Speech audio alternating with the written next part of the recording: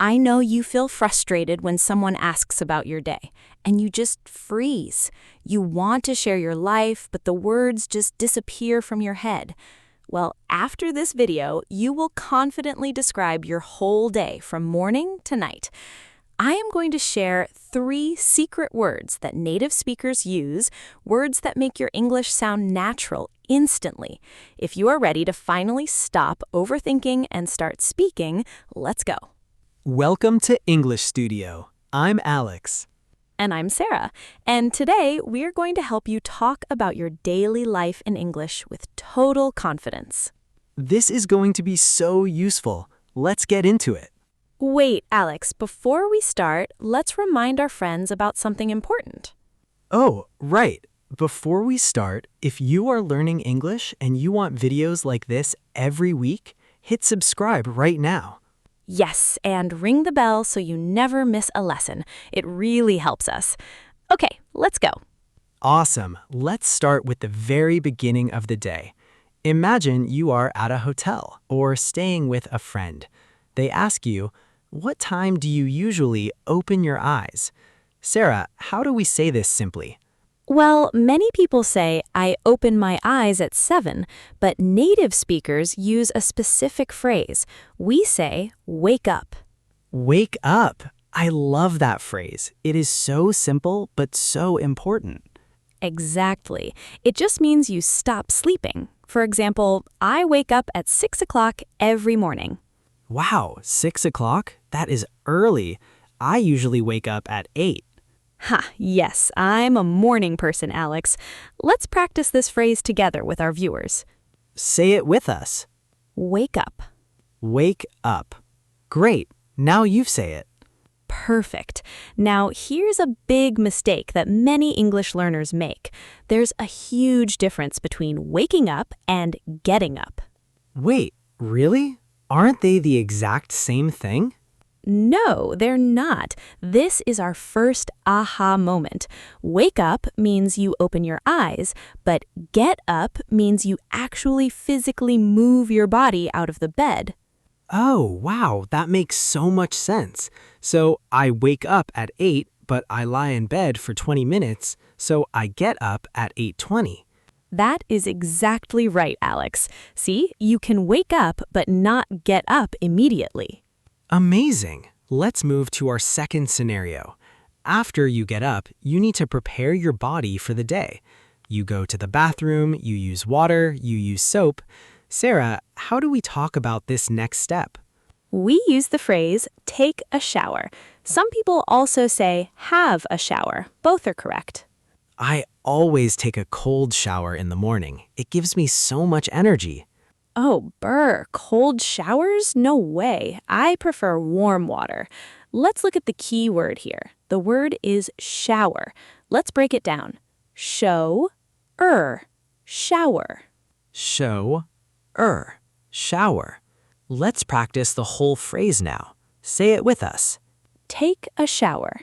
Take a shower. Excellent. Now you say it. Excellent! Now, here's an interesting tip for this scenario. In some languages, people say, I wash myself. But in English, if you say, I wash myself, it sounds very strange and old-fashioned. Really? So we should never say, I wash myself? Exactly. We just say, I take a shower or I take a bath. We never need to add the word myself. It is already understood. That is a fantastic tip. I used to say that when I was learning. I'm glad we cleared that up. Me too. What's next on your morning list, Alex? Well, next is my absolute favorite part of the day, food. I go to the kitchen, I make some coffee, and I eat. But how do we say this naturally? Do we say, I eat my morning food? No, we have a special word for the first meal of the day. It is breakfast. Let's check the sound of this word. It looks like break and fast, but we pronounce it break-fust. Breakfast. Break-fust. Breakfast. That's a tricky one. I hear many students pronounce it wrong. Yes, they say break fast, but it's always breakfast. And the phrase we use is have breakfast or eat breakfast. For example, I have breakfast at 7:30. I usually eat breakfast in a hurry, just a banana and coffee. Oh, Alex, you need a bigger breakfast. Let's practice the phrase together. Say it with us. Have breakfast. Have breakfast. Awesome. Now you say it. Great job! Now, for our aha moment here, let's talk about a big cultural habit. In many English speaking countries, breakfast is not just food, it's a time to check the news or plan the day. Also, if you invite someone to a breakfast meeting, it means you are doing business very early in the morning. Oh, business at breakfast? That sounds intense. I prefer to just enjoy my coffee. Me too, but it's very common in the corporate world. Good to know. Let's move on to scenario number 4. After breakfast, it's time to start the main part of the day. For many people, this means leaving the house. They go to a building or they open their laptop. Sarah, what is the universal phrase for this? The phrase is start work, or if you're a student, start classes. Right. I start work at 9 o'clock straight. No delays. That is very responsible, Alex. Let's check the word work. It has a unique vowel sound. It's not like fork, it sounds like work. Work. Work. Got it. Let's do the repetition loop for this daily action. Say it with us. Start work. Start work. Perfect. Now you try it. You are doing amazing. Now, here's a special native speaker tip for this situation.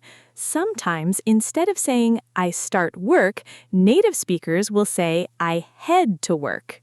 Wait, head to work? Like the head on my body? Yes, the word head can be a verb. It means to travel or move in a certain direction. So, I head to work means I'm moving towards my workplace. Wow, I hear that in movies all the time. I head to the gym. I head home. I head to work. That's such a cool phrase. It really is. It makes you sound instantly more natural. Love it. Okay, let's move on to scenario number 5. The day is moving along, you have finished your tasks, your brain is tired. You close your computer or you leave the office building. What do we say now? We say, finish work or leave work. I love that feeling. Finishing work is the best part of the afternoon. It truly is. Let's break down the word finish. It has 2 short sounds. Fin-ish. Finish. Fin-ish. Finish. Let's practice the whole phrase together. Say it with us. Finish work. Finish work. Brilliant. Now you say it. Excellent. Now, let's look at a common mistake here for our aha moment. Many students say, I finish my work.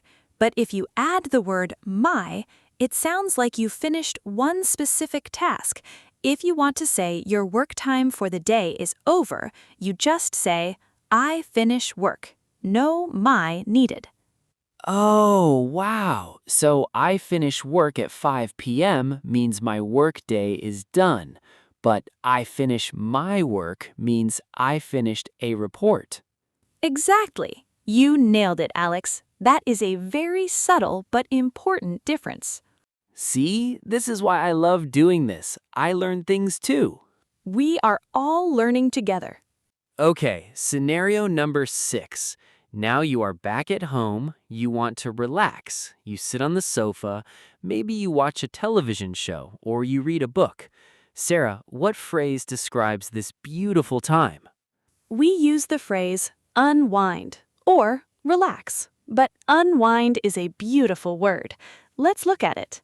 Unwind, unwind. Unwind. Unwind. What does it actually mean, literally? Think of a tight spring. It is full of tension. When you unwind it, it becomes loose and calm. So, after a stressful day, you unwind. That is a beautiful image. I usually unwind by playing video games for an hour. And I unwind by drinking green tea and reading. Let's practice this wonderful phrase. Say it with us. Unwind after work. Unwind after work. Great. Now you say it. Fantastic. Now, here's a neat native tip. Many people say, I watch TV to relax, but native speakers often say, I watch a show. We rarely say the word television in daily life. We just say TV, or we name the specific thing, like a show or a movie. Right. I never say I am watching television. It sounds like I'm living in 1980. Exactly. Keep it simple. Just say TV or show. Perfect. Now, our final scenario, number 7. The day is over. The stars are out. You are wearing your pajamas. You go to your bedroom. What is the final action? The phrase is go to bed or go to sleep. Go to bed. I am always ready for bed by 11 p.m. Let's practice this final phrase together. Say it with us.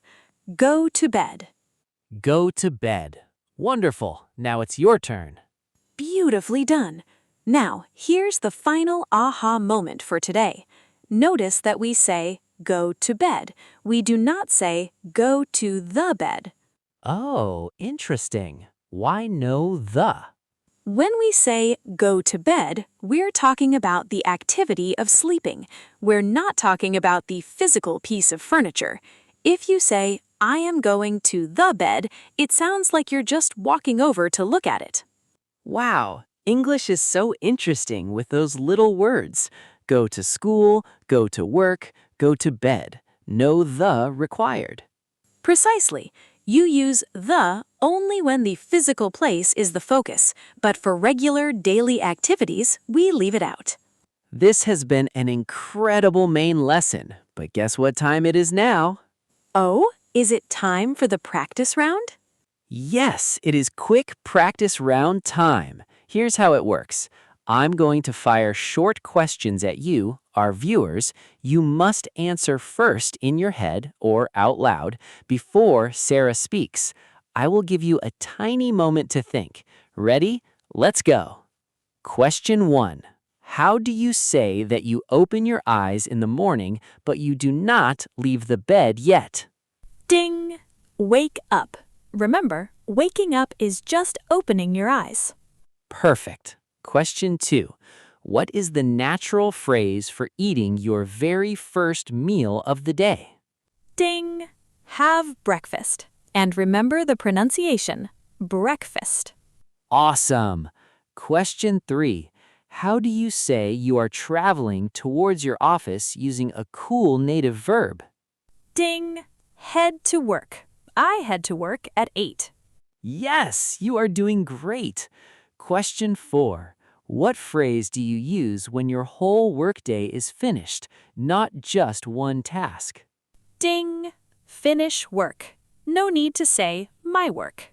Excellent. Final question. How do you say you are going to sleep at night without using the word the? Ding! Go to bed. Simple and perfect. Wow, you crushed that practice round. If you got them all right, give yourself a high five. Yes, you should be very proud of your progress today. Now, let's do a quick power summary of all the key phrases we learned. I will say the phrase, and Alex will bring the energy. Number 1, wake up. Open those eyes.